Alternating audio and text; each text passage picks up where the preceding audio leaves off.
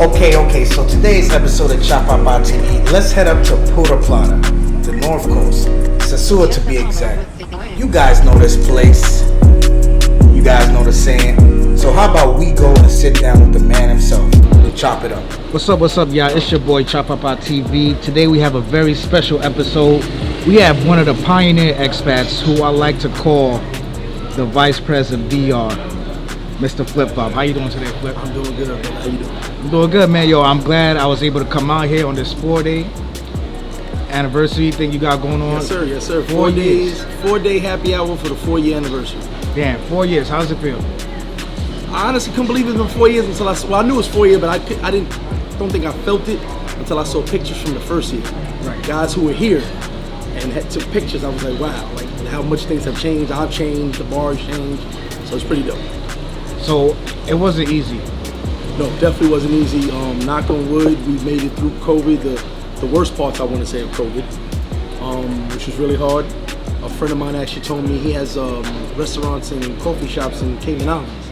And I remember when COVID really hit and the world shut down, he called me and he said, if we make it through this, we're recession proof. Knock on wood, I was only closed for a month and a half and things, made it through, so I'm still here. Alright, bro, what were some things that you probably started in the States that translated well for you down here? Actually, nothing I've done in the States I'm doing here now. Right. I had a personal training company, worked for a medical company, but my work ethic, honestly, that's really what it is. I'm always one of them guys, I'm a workaholic. Even here, I work a lot, but I'm on an island. You know what I'm saying? So for me, all that hard work, it still pays off. It's just, I'm on an island right now. Right. You see yourself going back anytime? No, my mother just moved down here, so I got no reason to go to the States. It's over. Like, my family comes here, so I'm good. Yeah, so what part of the States were you from? I'm from South Jamaica, Queens, New York City. South side, okay. South side, Shadyville, you know, we got Yes, sir. Got that thing going on. All right, cool. Flip Flop Restaurant, Paradise Life Apparel, the Yellow Stairs. Like, has it hit you yet? Like, you are an icon here in Sosua, Puerto Plata? You know what's funny? I wouldn't say an icon, but I've become a staple in this country. And when I realized that is when Dominicans were recognizing it.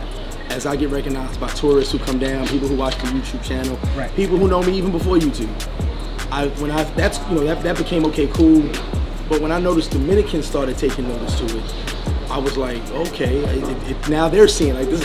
They're like, this American came down here and runs this great business and does these events. I was like, it kind of hit me like, okay, now I really made it, I guess. Exactly, and it's not just Dominicans taking notice. You had the president down here. The president was just here. I mean, tell us a little bit about that. Well, funny story. I was supposed to be in Colombia, but I got sick, so I couldn't make it to Colombia.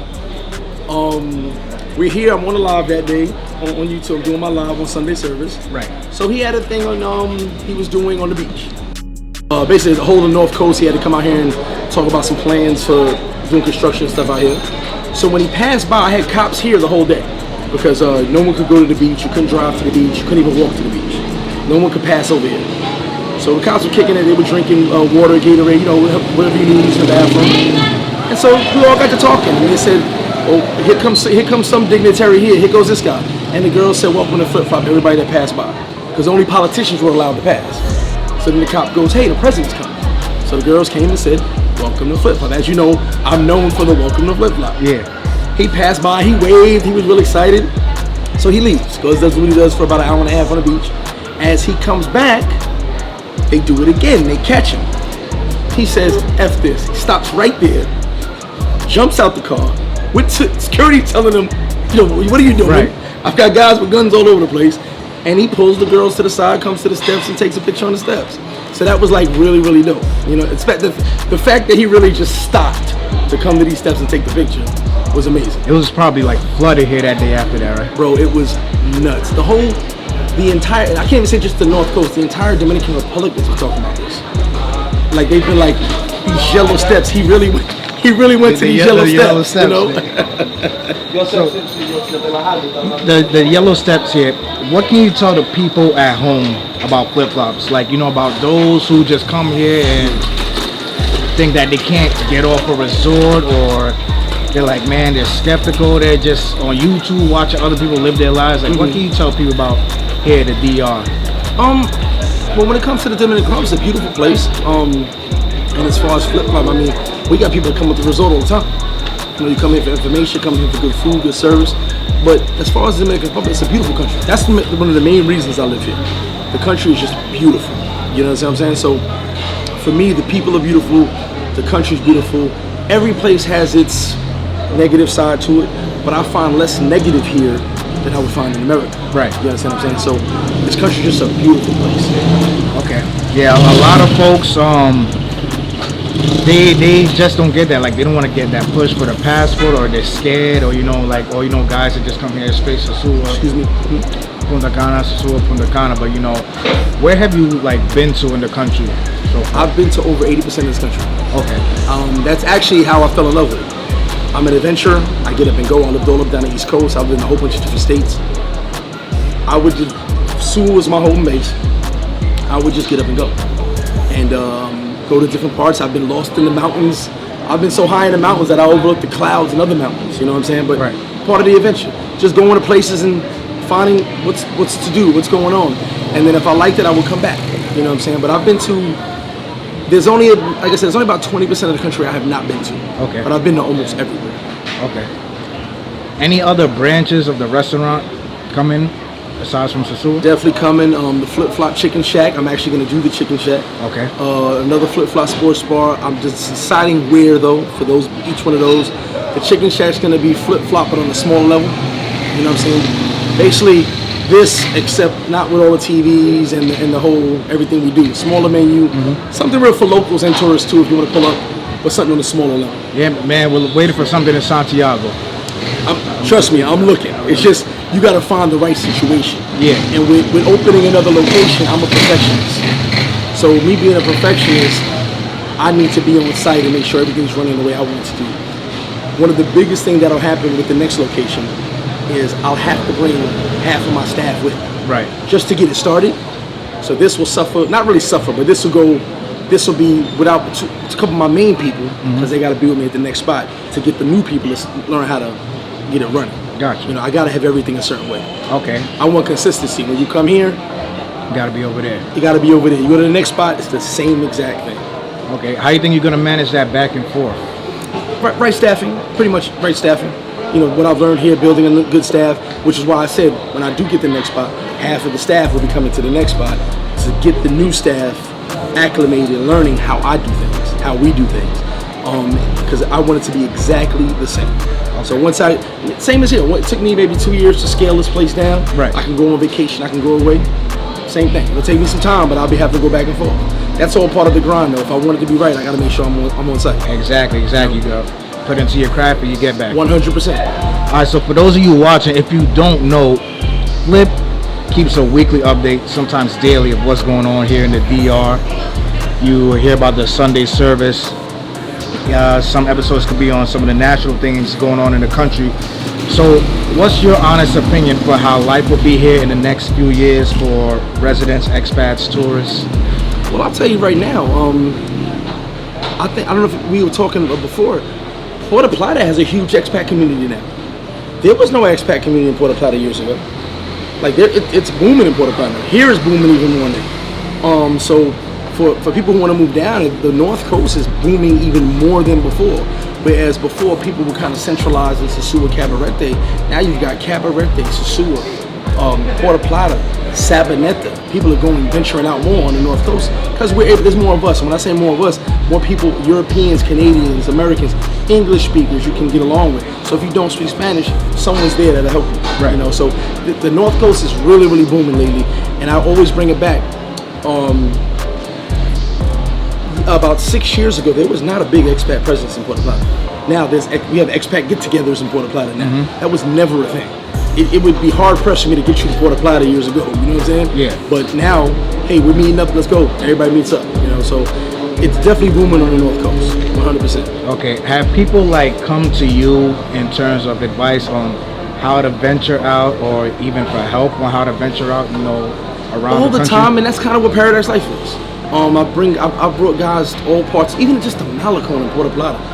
I brought about 60 guys down there, and 40 of them had never been to the Malibu before. So, you know, that's pretty much what it's about. Showing guys something different. Like, hey, you don't got to be scared. Come on out here. Right. Everybody's having fun like you want to have fun. Right. You know, and it blows people's minds like, oh, I thought I could only hang in this area. No, you can go in any area you want. You just got to come correct and respect the people there, but you can have fun. You know, that's really what it's about. I try to show people there's so much to do in this country. Right. You know, whether it be traveling far, whether it be traveling near, there's a lot we can do. Okay, so talk to me a little bit more about Paradise Life. How'd that come about? What does it mean to you? What's the brand? When people see Paradise Life, you know, what do you want the message to be? Well, Paradise Life was something I started maybe 11 years ago, I think it was, 11 years. It started as a small Facebook group, which was basically me giving my information to guys. Hey, I'm gonna throw this party here, we're gonna do this over here. If you happen to come down, link up with me, we're going over here. But then it grew even more into the travel group of what I started doing when I was bringing guys into different areas they would never go to. We would go to the countryside. I'd pull up in a car wash and show guys, oh, you can come here too. You know what I'm saying? Right. When we did the bus ride with Russ, shout out to Russ, the bus ride to Santiago.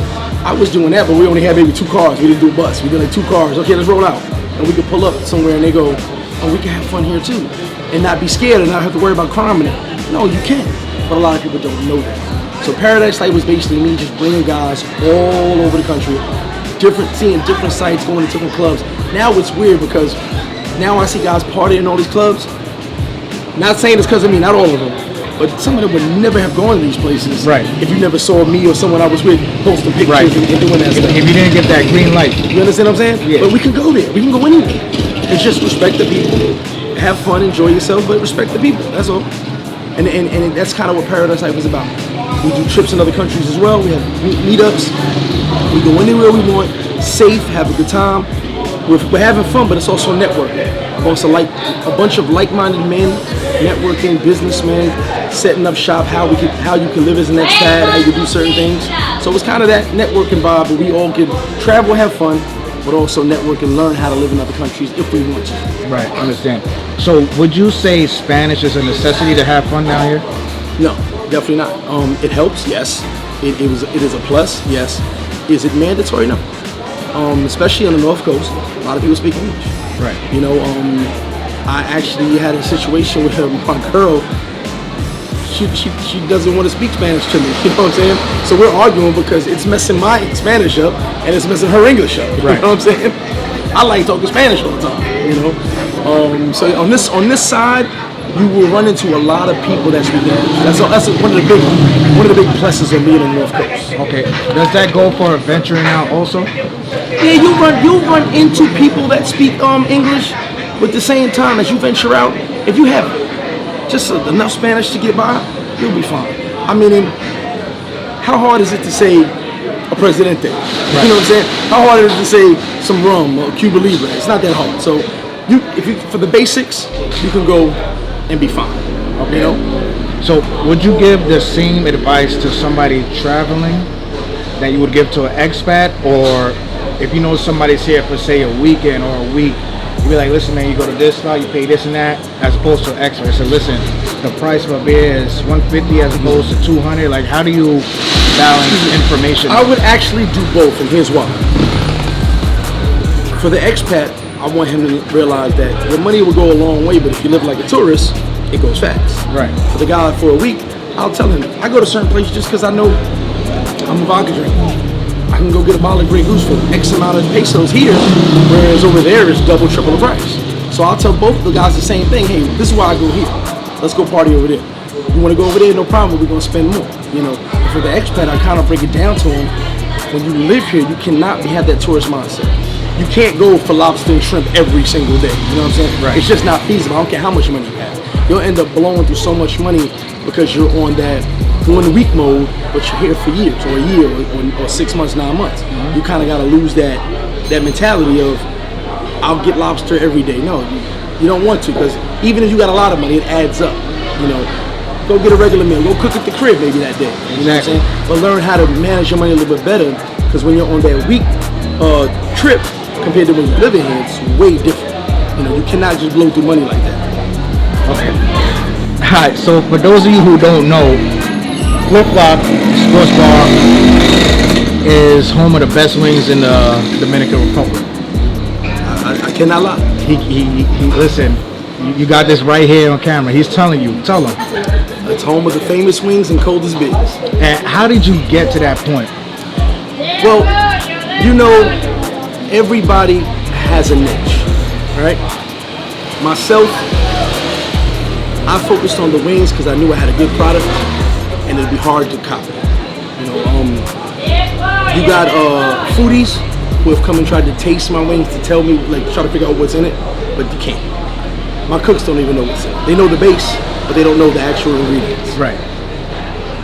The wings became for me became on such a high level. I had to tell them, hey, you got the best wings out. I've had people compete. I haven't been proven wrong yet. The cold beer comes from me being with Dominicans. If you go to a Dominican establishment or Calmado, whatever the case may be, if you got hot beer, they'll talk about you. So you gotta have cold beer. Right. You know what I'm saying? If you had, even if it's that one day your beer's just not that cold, they'll be like, don't go over there, he got hot beer. Right. So I learned that, and then it's hot. What's better than a cold, nice ice cold beer when it's hot? So once I developed that system of learning how to keep the beers super cold, which I learned from a Dominican, home of that famous wings and coldest beers. Famous wings, cold beer. So when exactly did you know it was time to put that stamp? Like, boom, best wings. Maybe I want to say us being open about 6 months, because people were like, wow. And I knew they were good, but I gotta let you tell me that it's good. I gotta know from you. I can't just say it's good unless I know the people are enjoying it. Right. And once I got them saying, yeah, man, these wings are really different, they're really good. I actually had people just coming here for wings at one point. When we first opened up, they would just be like, they wouldn't even look at the menu. Some guys didn't even know I had a menu, they only had wings. Yeah, I'm gonna be honest with y'all. Some of Flip's live videos I watch, doing his updates, and 50% of the comments will be people talking about wings. Seriously? Like, yo, I'm flying in this weekend to get wings. Seriously? Yo, save me some wings, this and that. You know, you guys can come try it out yourself. I'll drop the links in the bio. I've literally had a bunch of YouTubers, and I'm hoping you do it too, try my wings and give their opinion. So far, I'm batting 1,000. You know what, bet. So we're gonna do that today. Far, I'm batting 1,000. There's gonna be some bonus footage for you guys right here in Sosua Chapapa TV episode. We trying the wings. I don't think I've tried the wings since 2018. Oh man, to be honest. Yeah. To be honest, so we're gonna get into that. But Flip, listen, man, I appreciate your time today. I appreciate you, brother. Much appreciated. You guys can catch Flip on Mr. Flip Flop on YouTube, Instagram, Flip Flop Sports Bar. We dropped the link down below for Paradise Life Apparel, the shirts, the keychains. I got mine on. One for my keys, one for my camera bag. Now listen, whenever you guys are in the North Coast, Sosua, Puerto Plata, you guys gotta stop by Flip. Try the wings. Tell them Chapapa sent y'all, and it's good vibes. Always good vibes here. And I'll catch y'all on the next episode of Chapapa TV. Thanks again, brother. Flip.